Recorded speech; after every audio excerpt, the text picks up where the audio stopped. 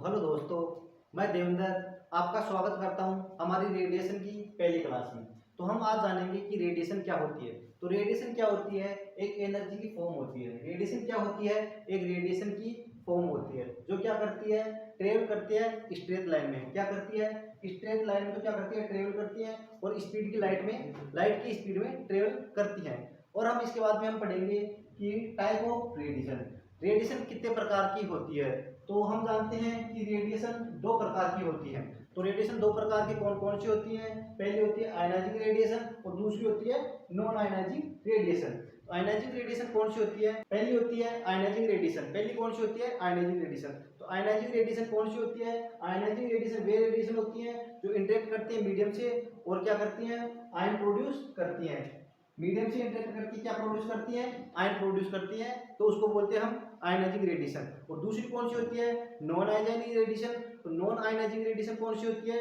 Non ionising radiation वे radiation होती है जो मीडियम से इंटरेक्ट करती है और आयन प्रोड्यूस नहीं करती है, उसको हम बोलते हैं नॉन आयनाइजिंग रेडिएशन। दूसरी प्रकार की होती है नॉन आयनाइजिंग रेडिएशन। दूसरी कौन सी होती है? Non ionising radiation. इसमें क्या होता है कि वे रेडिएशन जो मीडियम से इंटरेक्ट करती हैं और आयन प्रोड्यूस नहीं करती हैं। वे रेडिएशन जो मीडियम से तो इंटरेक्ट करती हैं लेकिन आयन प्रोड्यूस नहीं करती है, उसको बोलते हैं, क्या बोलते हैं? Non ionising radiation.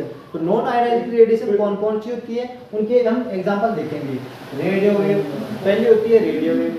इंफ्रारेड दूसरी होती है, इंफ्रारेड दूसरी होती है, तीसरी होती है विजिबल लाइट। विजिबल लाइट में क्या होती है? नॉन आयनाइजिंग रेडिएशन होती है। साउंड वेव, साउंड वेव भी क्या होती है? नॉन आयनाइजिंग रेडिएशन होती है। और लाइक है माइक्रोवेव, और माइक्रोवेव भी क्या होती है? नॉन आयनाइजिंग रेडिएशन होती है। इसके बाद हम पढ़ेंगे डिस्कवरी ऑफ एक्स-रे। एक्स-रे की डिस्कवरी किसने की थी? तो एक्स-रे की डिस्कवरी की थी डब्ल्यू.सी. रोंजन ने। डब्ल्यू.सी. रोंजन ने एक्स-रे की डिस्कवरी की थी। कब की थी? 8 नवंबर 1895 में। 8 नवंबर 1895 में डब्ल्यू.सी. रोंजन ने क्या किया था? एक्स-रे की डिस्कवरी की थी। ये क्या थे? एक जर्मन फिजिशियन थे। डब्ल्यू.सी. रोंजन क्या थे?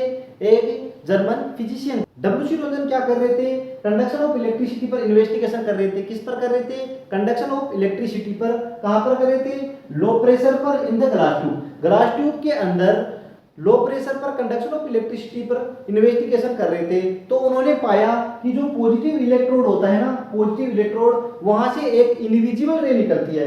पॉजिटिव इलेक्ट्रोड से इनविजिबल रे निकलती है जो क्या करती है? फ्लोरोसेंट और स्क्रीन पर पड़ती है और चमकती है, जिसके कारण क्या होती है? फोटोग्राफिक प्लेट होती है वो फोक हो जाती है। जो फोटोग्राफिक प्लेट होती है ना, जिसके कारण फोक हो जाती है। ठीक है, उतार लो इसको। As their nature not no, प्रारंभ में इसके नेचर के बारे में पता नहीं होता है, इसलिए इसको क्या बोलते हैं? बाद में एक्स-रे बोला जाता है। ठीक है। और जो ये एक्स-रे होती है, ये क्या होती है? एक ईएम रेडिएशन होती है, मतलब इलेक्ट्रोमैग्नेटिक रेडिएशन होती है, वो भी वेरी शॉर्ट वेवलेंथ के अंदर। ये क्या होती है? वेरी शॉर्ट वेवलेंथ के अंदर इलेक्ट्रोमैग्नेटिक रेडिएशन होती है। और ये रेडिएशन क्या होती है? हाईली पेनिट्रेटिंग होती है। ये क्या होती है? हाईली पेनिट्रेटिंग होती है जो क्या करती है? ब्लैक पेपर और even a thick object, black pepper और थिक ऑब्जेक्ट को भी पेनिट्रेट कर सकती हैं।